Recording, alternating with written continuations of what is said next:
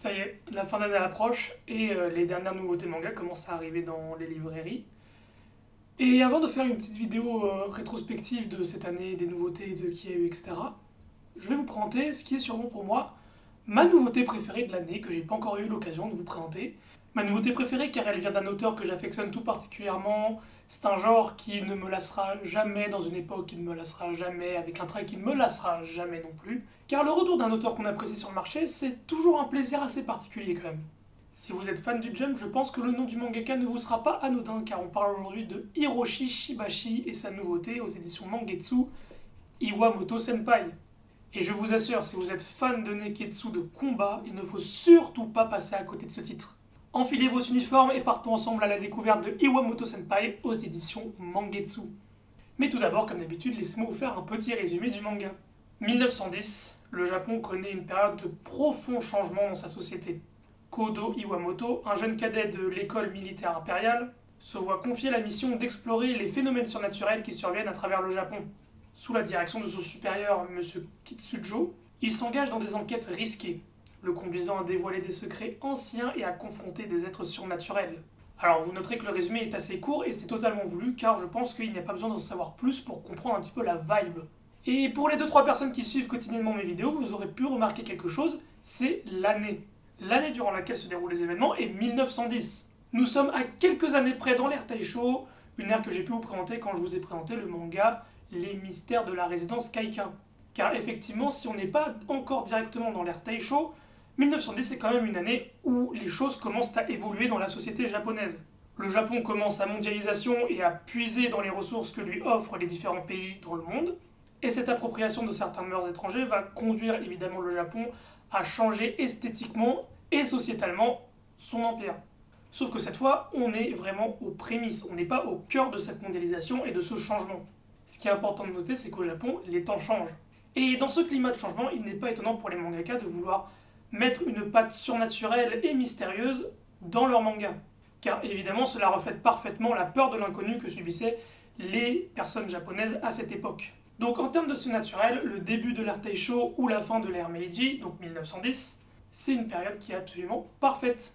En plus de ça, on garde un aspect très traditionnel du Japon de l'époque. Donc on n'est pas encore sur cette esthétique très particulière qui mêle mondialisation et Japon, on est encore vraiment dans l'esthétique japonaise. Mais ça tombe parfaitement bien parce que l'esthétique traditionnelle japonaise, c'est quelque chose qui réussit parfaitement à cet auteur. En effet, ce nom ne vous est peut-être pas inconnu car il est l'auteur de l'illustre Neketsu Nura, le seigneur des yokai, paru chez nous aux éditions Kana, présentant une fresque parfaite des légendes du Japon de l'époque avec beaucoup de yokai différents, de différents univers, de différentes contrées du Japon. Hiroshi Shibashi possède un trait qui rend parfaitement hommage à ces légendes.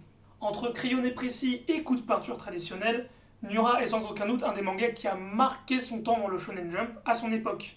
Et au-delà de la qualité indéniable du tracé de l'auteur, celui-ci possède un vrai talent pour la mise en scène, mettant parfaitement en valeur ses qualités visuelles pour époustoufler son lecteur. Globalement, je dirais que c'est un mangaka qui a vraiment le style dans le sang. Quand il arrive à dépeindre son imaginaire, l'homme est vraiment presque injouable. Évidemment, fort de son expérience et de retour dans un cadre de construction d'histoire qui lui sied à merveille, Iwamoto Senpai est un récit qui va nous transporter à travers son imaginaire sans aucune difficulté. Tout d'abord, évidemment, par sa qualité graphique. Car effectivement, actuellement, le manga est publié dans l'Ultra Jump, qui est un magazine mensuel, à contrario du Shonen Jump, qui est un magazine hebdomadaire. Magazine mensuel qui veut dire donc des délais beaucoup moins rudes, c'est-à-dire qu'on a 40 pages en un mois à donner, c'est beaucoup plus simple à faire que 20 pages en une semaine. Et ça va lui permettre de tout mettre en œuvre pour offrir des qualités de planche absolument exceptionnelles. Et même si je trouvais déjà Nura comme un chef-d'œuvre d'illustration avec son style vraiment crayonné, encre traditionnelle, je pense que Iwamoto Senpai va vite devenir le sommet de son art avec les premiers tomes qu'on a vus. Laissez-lui un tome d'introduction pour présenter son histoire, ses personnages et introduire un petit peu le récit, et dès ce second tome, vous serez transporté dans des pages tout bonnement magistrales, qui annoncent clairement en plus de ça de ne pas s'arrêter de sitôt. Car effectivement, pour moi, l'histoire n'est pas forcément le point d'attention de son manga, évidemment, car pour moi, c'est le mélange entre mystère, surnaturel et combat qui fait toute la magie de ce titre. Surtout que dans le surnaturel, toutes les habilités sont vraiment assez uniques en leur genre et vont faire des combats qui ne se ressemblent jamais, avec des styles graphiques propres à certains personnages qui sont vraiment bons. Ajoutez à cela cette période du Japon qui oscille entre peur de l'inconnu, mondialisation et profond changement sociétal, et vous obtenez un manga avec un charme sur plusieurs aspects, à la fois au niveau de son ambiance, mais également au niveau de ses mystères et de ses affrontements. Enfin, saupoudrez tout ça de chara design soigné et mémorable, avec des personnalités qui sont tout bonnement assez classiques, mais quand même réussies, et je pense qu'on tient là un véritable succès qui pourra résonner dans le cœur de beaucoup de lecteurs. Mais du coup, comment expliquer que ce manga soit si peu populaire chez nous malgré la sortie et toutes les qualités que j'ai pu en dire? Bah, pour moi, il y a des pistes déjà qui sont assez évidentes, malheureusement. Tout d'abord, le nom. Voilà, vraiment très peu attirant pour un lecteur lambda, Iwamoto Senpai t'as vraiment pas envie de te pencher dessus. Il n'est pas étonnant qu'avec tous les stéréotypes autour du suffixe senpai, ça bloque plutôt pas mal chez nous. Ensuite, à mon grand dame, Hiroshi Shibashi n'est pas un mangaka qui est très populaire chez nous, malheureusement. Comme je le disais, il a eu quand même un gros succès au Japon avec Nura le Seigneur des Yokai, mais chez nous, le succès était quand même assez modeste. Et il commence à dater de quelques dizaines d'années. Donc c'est vrai que les gens, de manière générale, maintenant, ont commencé à oublier un petit peu l'auteur. Surtout que ses autres travaux depuis la fin de Nura et le début de Iwamoto Senpai n'ont pas été publiés chez nous. En raison, évidemment, d'échecs commerciaux assez flagrants dans le Jump, malheureusement. En gros, chez nous, la réputation de l'auteur est plus ou moins à reconstruire de zéro. À part quelques personnes comme moi qui se souviennent de son dernier manga, Nura le Seigneur des Yokai, je pense que les gens vont voir la couverture, vont voir Senpai et vont se dire c'est un nouvel auteur qui continue, qui commence une nouvelle œuvre et ça va pas forcément les intéresser plus que ça. Et enfin, j'en parlais un petit peu plus tôt, mais le tome 1 est vraiment un tome de mise en place de son histoire et de son environnement. Et malheureusement, il ne reflète en rien les qualités visuelles et scénaristiques que j'ai pu évoquer de par le tome 2. Ce tome 1 ressemble vraiment à un recueil d'histoires surnaturelles comme on peut en voir dans d'autres mangas et ne situe pas une histoire qui va accrocher le lecteur. Et évidemment, avec le flot de nouveautés maintenant qu'on a sur le marché, il est difficile de donner une chance à un tome 1 qui ne nous convainc pas. Pourtant, pour moi, ce serait s'arrêter avant le début du bonheur.